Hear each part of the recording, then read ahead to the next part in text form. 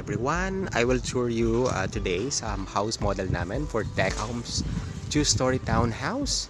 Ito yung dress up model namin, sample dress up para mabigyan tayo ng idea kung paanong gawin natin magpa-improve ng unit.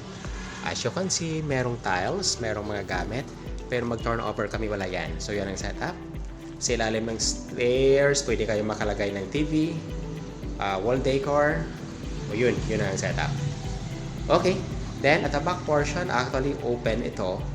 Pero pwede mo naman i-close like sa sample namin, naging close siya. Ito siya, in-close namin. Okay, pasensya namin yung madilim. Wala pa kasing ilaw dahil katatapos na ng showroom namin. Hindi pa masyado nalagyan ng ilaw.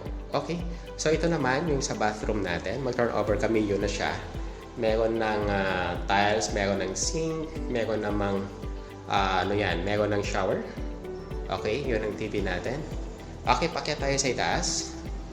Lagyan nyo ng mga blinds guys ha, para mas maganda yung look ng bahay nyo at maging elegant siya. This portion actually open lang ito dapat, pero since sample naman ito, showroom namin, nilagyan namin ng partition. Dalawang bedroom sa itaas. Yung vinyl hindi ito kasama, pero we put vinyl para makita lang natin. Okay, so yun ang isang bedroom namin.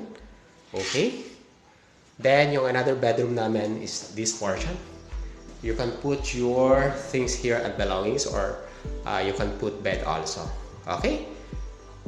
Okay guys, that's all.